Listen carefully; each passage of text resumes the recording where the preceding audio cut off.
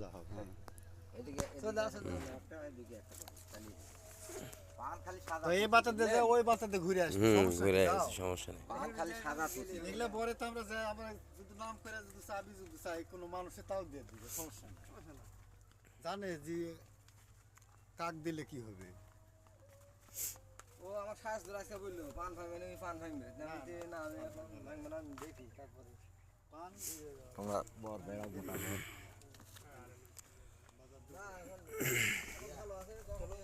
আমরা আসছি এখন বর্তমানে পানের বরে। দেখুন,